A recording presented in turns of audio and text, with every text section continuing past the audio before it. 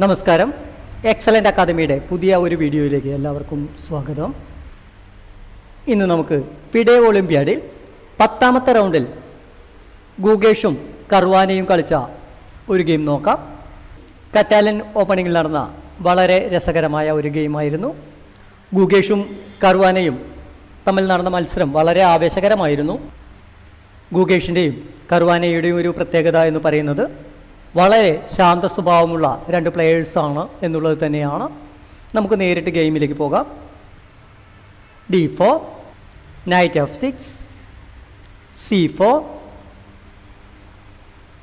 E6, G3. Gukesh പോണുകൾ ഉപയോഗിച്ചുകൊണ്ട് chess ബോർഡിൻ്റെ മധ്യഭാഗം നിയന്ത്രിക്കുകയും എന്നാൽ നൈറ്റും പോണും ഉപയോഗിച്ചുകൊണ്ട് കർവാന ഇതിനെ ഡിഫെൻഡ് ചെയ്യുന്നു. G3 എന്ന നീക്കത്തിൻ്റെ ലക്ഷ്യം BG2 എന്ന നീക്കം നടത്തിക്കൊണ്ട് ചെസ് ബോർഡിൻ്റെ മധ്യഭാഗത്തുള്ള ഒരു ഡയഗൺ നിയന്ത്രിക്കുകയും വളരെ പെട്ടെന്ന് തന്നെ ക്യാസ്ലിംഗ് ചെയ്യുവാനുള്ള ഒരവസരവും ഉണ്ടാക്കിയെടുക്കുക എന്നുള്ളതാണ്. Porn D5. ഈ ഒരു പൊസിഷനിൽ D5 എന്ന നീക്കത്തിന് പകരം വേണമെങ്കിൽ ബിഷപ്പ് B4 എന്ന നീക്കം നടത്തിക്കൊണ്ട് ഒരു ചെക്ക് നൽകാവുന്നതാണ്.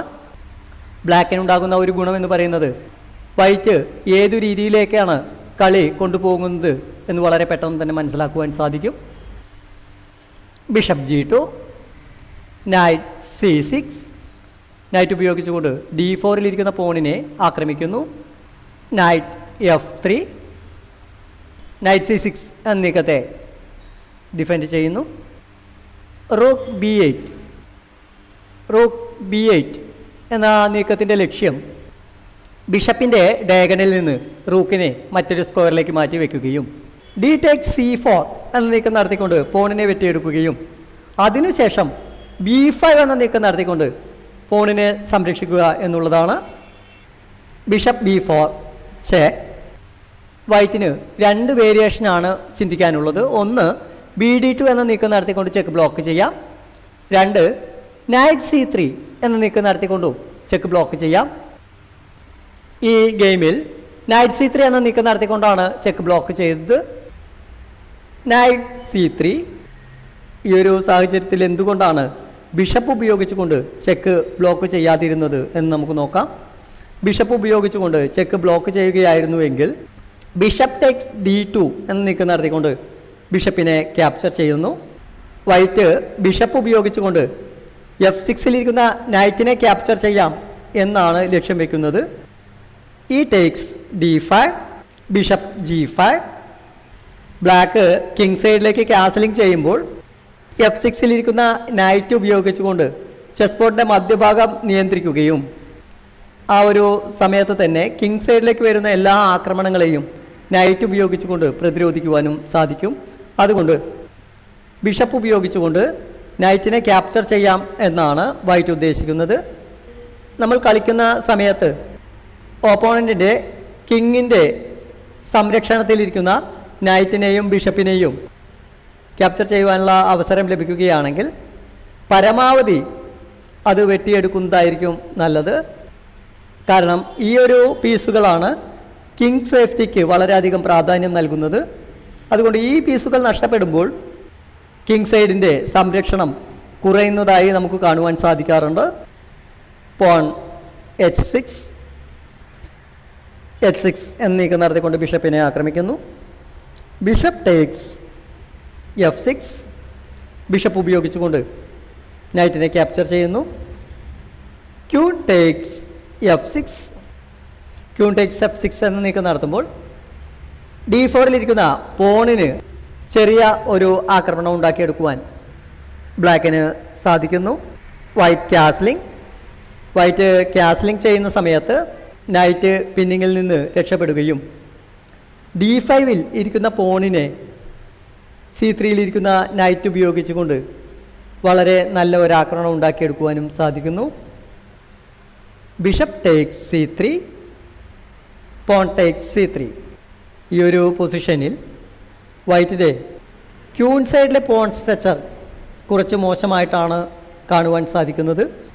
ഇതൊരു പക്ഷേ മിഡിൽ ഗെയിമിൽ ഗുഗേഷിന് ഗുണം ചെയ്യുമായിരിക്കും. എന്നാൽ എൻഡ് ഗെയിമിൽ ഈ പൊസിഷൻ ബ്ലാക്കിന് അനുകൂലമായിരിക്കും. ഈ ഒരു പൊസിഷനിൽ ബ്ലാക്കിന് വളരെ നല്ല pawn സ്ട്രക്ചറാണ്.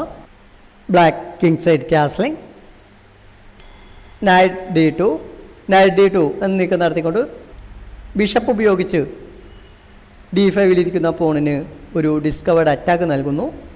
Night E7, pawn E3.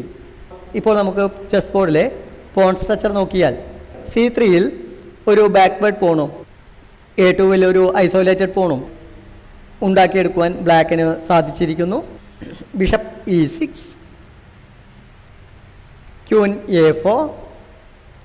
A4 എന്ന് നീക്കം നടത്തിക്കൊണ്ട് A7-ലിരിക്കുന്ന പോണിനെ ആക്രമിക്കുന്നു. Porn A6. ഇപ്പോൾ വൈറ്റിൻ്റെയും ബ്ലാക്കിൻ്റെയും പോൺ സ്ട്രക്ചർ നോക്കുകയാണെങ്കിൽ ബ്ലാക്കിന് വളരെ നല്ല ഒരു പൊസിഷനാണ്. കാരണം C3-ലിരിക്കുന്ന ബാക്ക്വേർഡ് പോൺ C4 എന്ന നീക്കം നടത്തിക്കൊണ്ട് ക്യാപ്ചർ ചെയ്യുവാൻ ഈ ഒരു സാഹചര്യത്തിൽ വൈറ്റിന് സാധിക്കില്ല. കാരണം C4 എന്ന നീക്കം നടത്തിക്കൊണ്ട് പോണിനെ ക്യാപ്ചർ ചെയ്യുവാൻ ശ്രമിച്ചാൽ D×C4, N×C4 എന്ന നീക്കം നടത്തിയതിന് ശേഷം B5 എന്ന നീക്കം നടത്തിക്കൊണ്ട് പോൺ ഉപയോഗിച്ചുകൊണ്ട് ക്യൂനിനെയും നൈറ്റിനെയും ഒരു ഫോർക്കിലൂടെ ആക്രമിക്കുവാൻ ബ്ലാക്കിന് സാധിക്കുന്നു. പോൺ E4 എന്ന നീക്കം നടത്തിക്കൊണ്ട് വൈറ്റ് ബ്ലാക്കിൻ്റെ പോൺ സ്ട്രക്ചർ നശിപ്പിക്കുവാൻ ശ്രമിക്കുകയും ചെസ് ബോർഡിൻ്റെ മധ്യഭാഗത്ത് ഒരു നിയന്ത്രണം ഉണ്ടാക്കിയെടുക്കുവാൻ ശ്രമിക്കുകയും ചെയ്യുന്നു. Porn C5. പോണുകൾ പരസ്പരം ക്യാപ്ചർ ചെയ്തുകൊണ്ട് ചെസ് ബോർഡിൻ്റെ മധ്യഭാഗത്ത് വളരെ നല്ല ഒരു ആക്രമണം സൃഷ്ടിക്കുവാനുള്ള ശ്രമമാണ് വൈറ്റും ബ്ലാക്കും ശ്രമിക്കുന്നത്. Queen A3. Black C takes D4 എന്ന നീക്കം നടത്തുകയാണെങ്കിൽ വൈറ്റിൻ്റെ ക്യൂൻ ഉപയോഗിച്ചുകൊണ്ട് നൈറ്റിനെ ആക്രമിക്കാം എന്നാണ് വൈറ്റ് ലക്ഷ്യം വയ്ക്കുന്നത്. പോൺ B6 എന്ന നീക്കം നടത്തിക്കൊണ്ട് C5-ലിരിക്കുന്ന പോണിനെ സംരക്ഷിക്കുന്നു. Rook B1, rook E8, D takes C5, pawn D4, pawn C4. ഈ ഒരു പൊസിഷനിൽ പോൺ C4 എന്ന നീക്കത്തിന് പകരം റൂക്ക് ടേക്സ് B6 എന്ന നീക്കം നടത്താമായിരുന്നു. ക്യൂൻ G5, ക്യൂൻ ഉപയോഗിച്ചുകൊണ്ട് നൈറ്റിനെ ആക്രമിക്കുന്നു. റൂക്ക് D1, റൂക്ക് ഉപയോഗിച്ച് നൈറ്റിന് ഒരു സംരക്ഷണം നൽകുകയും വളരെ നല്ല ഒരു ഫയലിലേക്ക് റൂക്കിനെ എത്തിക്കുവാൻ സാധിക്കുകയും ചെയ്യുന്നു. B takes C5, porn F4 എന്ന നീക്കം നടത്തിക്കൊണ്ട് ക്യൂനിനെ ആക്രമിക്കുന്നു. Queen H5.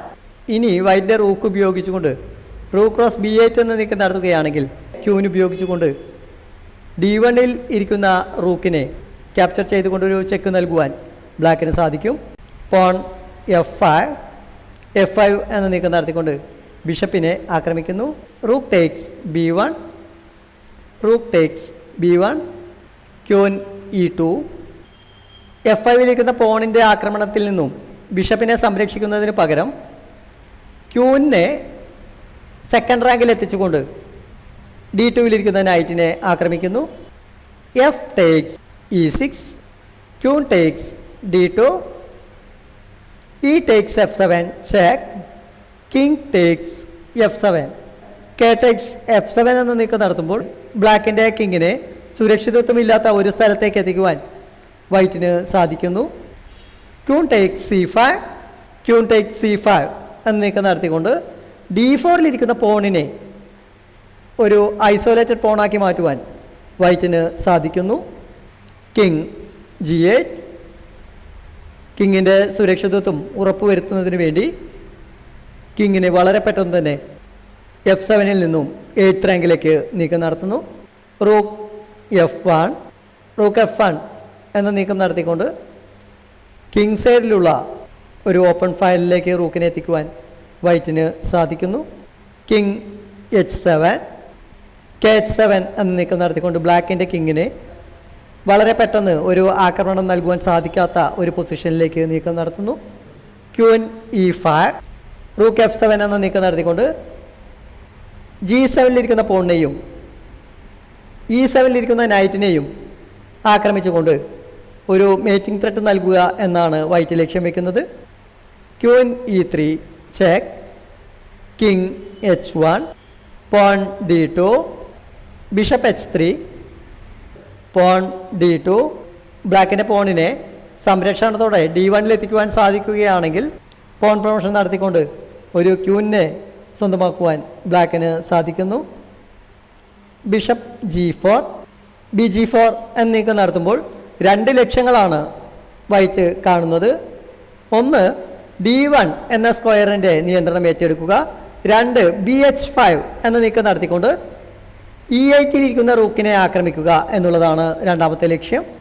ക്യൂൺ D3 എന്ന നീക്കം നടത്തിക്കൊണ്ട് റൂക്കിനെ ആക്രമിക്കുന്നു. King G2.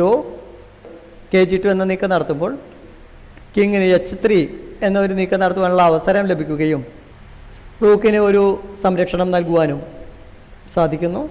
Queen takes C4. Pawn A4. Queen C6. Queen D4. D4 എന്ന നീക്കം നടത്തിക്കൊണ്ട് D2-ലിരിക്കുന്ന പോണിന് ആക്രമണം നൽകുവാൻ വൈറ്റിന് സാധിക്കുന്നു. Queen G6. Rook F4. Queen G5. Pawn H4. Queen G6. ഇപ്പോൾ ക്യൂൻ ഉപയോഗിച്ചുകൊണ്ട് ബ്ലാക്കിൻ്റെ പോണിനെ ക്യാപ്ചർ ചെയ്യുവാൻ സാധിക്കുന്നു. Queen takes D2.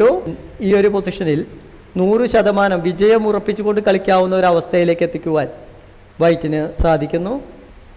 ഈ ഒരു പൊസിഷനിൽ 100% വിജയം ഉറപ്പിച്ചുകൊണ്ട് കളിക്കുവാൻ കഴിയുന്ന ഒരു അവസ്ഥയിലെത്തിക്കുവാൻ വൈറ്റിന് സാധിക്കുന്നു. റൂക്ക് B8 എന്ന നീക്കം നടത്തിക്കൊണ്ട് റൂക്കിനെ ഒരു ഓപ്പൺ ഫയലിലെത്തിക്കുവാൻ ബ്ലാക്കിന് സാധിക്കുന്നു. ക്യൂൺ D7 എന്ന നീക്കം നടത്തിക്കൊണ്ട് നൈറ്റിനെ ആക്രമിക്കുന്നു. പോൺ H5 എന്ന നീക്കം നടത്തിക്കൊണ്ട് ബിഷപ്പിന് ഒരു ആക്രമണം നൽകുന്നു. Bishop E6. റൂക്ക് B6 എന്ന നീക്കം നടത്തിക്കൊണ്ട് റൂക്ക് ഉപയോഗിച്ചുകൊണ്ട് ബിഷപ്പിനെ ആക്രമിക്കുന്നു. Bishop F7. BF7 എന്ന നീക്കം നടത്തിക്കൊണ്ട് ക്യൂനിനെ ആക്രമിക്കുമ്പോൾ ക്യൂനിനെ മറ്റൊരു സ്ക്വയറിലേക്ക് നീക്കം നടത്തുവാൻ ബ്ലാക്ക് നിർബന്ധിതമാകുകയും പിന്നീട് ബിഷപ്പ് ഉപയോഗിച്ചുകൊണ്ട് H5-ലിരിക്കുന്ന പോണിനെ ക്യാപ്ചർ ചെയ്യുവാൻ വൈറ്റിന് സാധിക്കുന്നു. Queen D6. വൈറ്റിൻ്റെ മേജർ പീസുകളെല്ലാം ബ്ലാക്കിന് വളരെയധികം ദോഷം ചെയ്യുന്നത് കൊണ്ട് എല്ലാ പീസുകളെയും സമനിലയിൽ ക്യാപ്ചർ ചെയ്തുകൊണ്ട് ഒരു ഡ്രോ പൊസിഷൻ ഉണ്ടാക്കിയെടുക്കുവാനുള്ള ശ്രമം നടത്തുന്നു.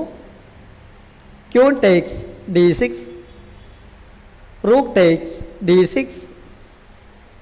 Bishop takes H5. ഇപ്പോൾ വൈറ്റിന് വിജയസാധ്യത വീണ്ടും വർദ്ധിക്കുന്നു. കാരണം വൈറ്റിൻ്റെ 4 പോണുകൾക്കെതിരെ ബ്ലാക്കിന് 2 പോണുകൾ മാത്രമാണ് ചെസ് ബോർഡിൽ അവശേഷിക്കുന്നത്. Night C6. Bishop E2. B2 എന്ന നീക്കം നടത്തിക്കൊണ്ട് A6-ലിരിക്കുന്ന പോണിനെ ആക്രമിക്കുന്നു. Porn A5.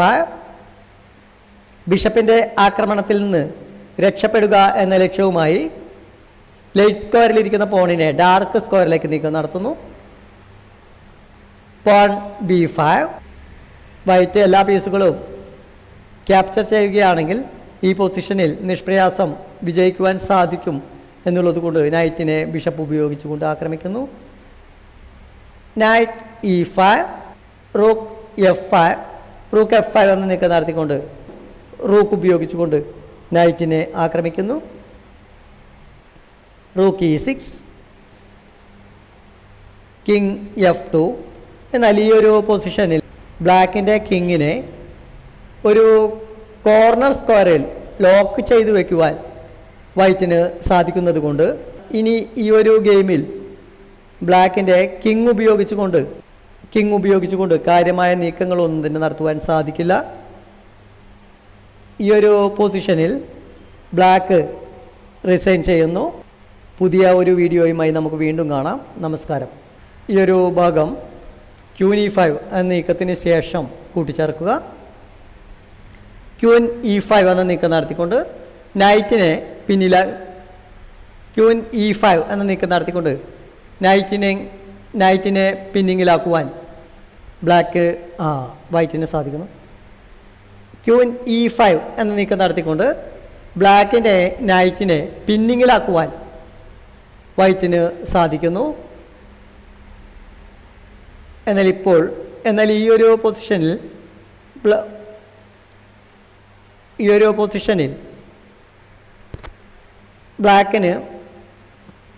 ബ്ലാക്ക് പൂർണ്ണമായും ഡിഫെൻസിലേക്ക് വന്നിരിക്കുന്ന ഒരവസ്ഥയിലാണ് ഇപ്പോൾ നീക്കങ്ങൾ നടന്നുകൊണ്ടിരിക്കുന്നത്.